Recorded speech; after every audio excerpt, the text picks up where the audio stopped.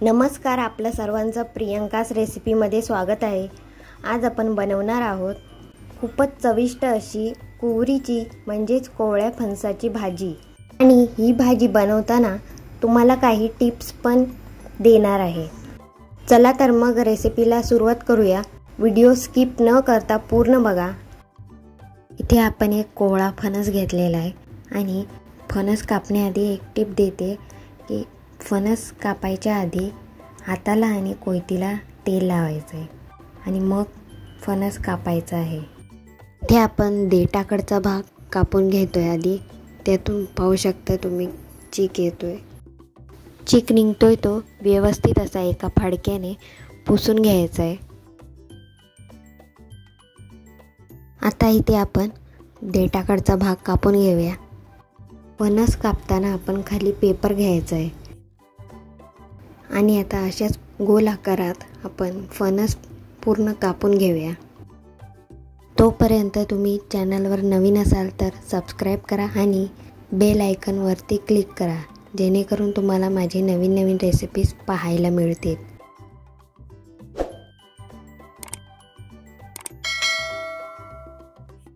फणसाचे असे तुकडे करून घेतलेले आहेत आपण। असे तुकडे केल्यानंतर अजून एक टिप देते, फणसाचे असे तुकडे केल्यानंतर लगेचच पाण्यामध्ये ठेवायचे आहे, नाहीतर ते काळे पडू शकतात।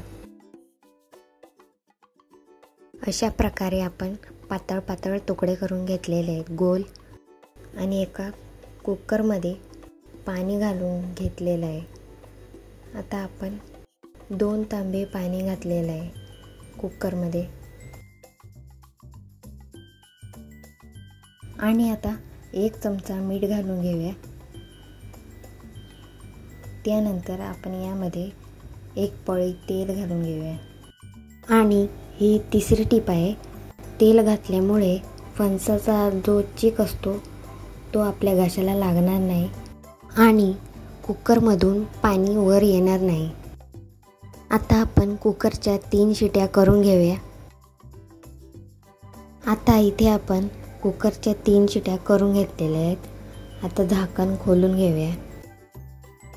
इथे आपले फणसाचे तुकडे शिजलेले आहेत। आता हे सर्व तुकडे एका प्लेटमध्ये आपण काढून घेऊया। आणि आता सर्व तुकडे आपण एका ताटामध्ये काढून घेतलेले आहे।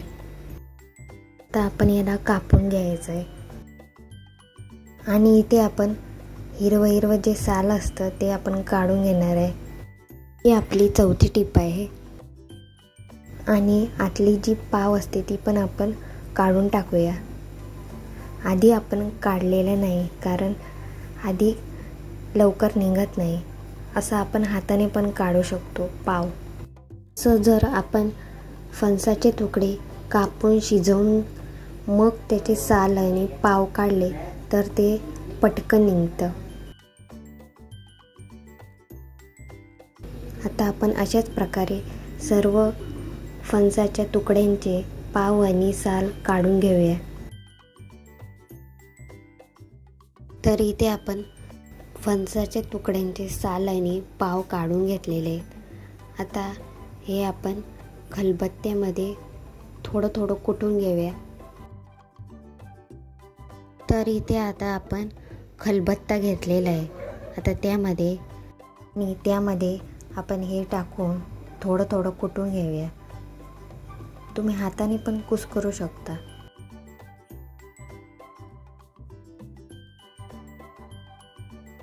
तर आता आपण इथे कुटून घेतलेलं आहे थोडं थोडं। असं आपण कुटून घेतलेलं आहे थोडं थोडं। आता आपण एका प्लेटमध्ये काढून घेऊया। अशाच पद्धतीने आपण सर्व कुटून घेऊया। आता इथे आपण सर्व भाजी कुटून घेतलेली आहे फणसाची। त्यामध्ये आता मसाले घालूया। पाव चमचा हळद घालूया। त्यामध्ये आता 1.5 चमचा मीठ घालून घेऊया।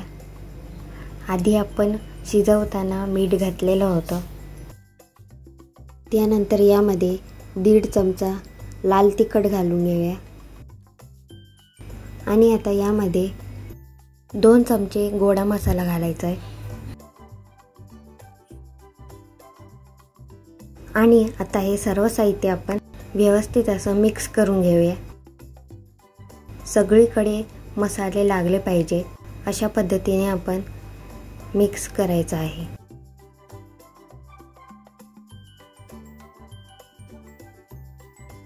आता इथे आपण सर्व मसाले एकजीव करून घेतलेले आहेत। ते आपण फोडणीसाठीचं साहित्य घेतलेलं आहे। 4 ते 5 लसूण पाकळे, 2 मिरच्या आणि एक बारीक चिरून घेतलेला कांदा।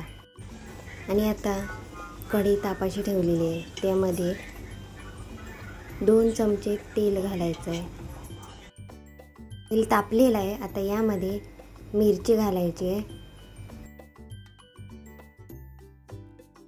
यानंतर ठेचून घेतलेल्या 4 ते 5 लसूण घालूया आणि परतवून घेऊया।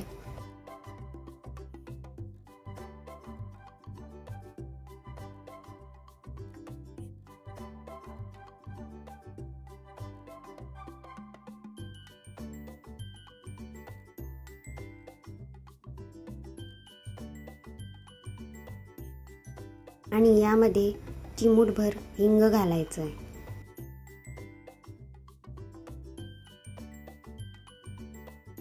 परत एकदा आपण परतवून घेऊया आणि आता कांदा घालायचा आहे। ते आपण एक मोठा कांदा घेतलेला आहे, जेणेकरून फणसाच्या भाजीला चव खूप छान येते। आणि आता आपण कांदा पण परतवून घेऊया।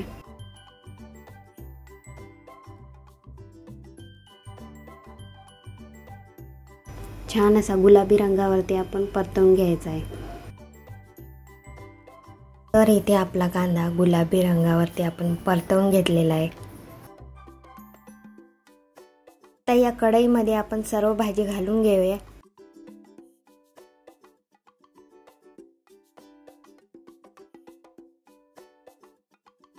आणि व्यवस्थित अशी परतवून घेऊया। आता ही भाजी आपण घातल्यानंतर 5 ते 10 मिनिटांसाठी स्लो गॅसवरती शिजवून घ्यायची आहे। आणि आता आपण यामध्ये कोणतेही मसाले घालणार नाही, कारण मगाशीच आपण सर्व मसाले घातलेले आहेत। आणि आता आपण 5 ते 10 मिनिटांसाठी भाजी शिजवून घेतलेली आहे। आता वरून खवलेलं ओलं खोबरं घालूया आणि मिक्स करून घेऊया। तर इथे आपली कुवरीची भाजी तयार झालेली आहे आणि आता एका वाटीमध्ये काढून घेऊया। ची रेसिपी कशी वाटली ते कमेंट करून नक्की कळवा आणि चॅनलला लाईक, शेअर, सबस्क्राईब करा।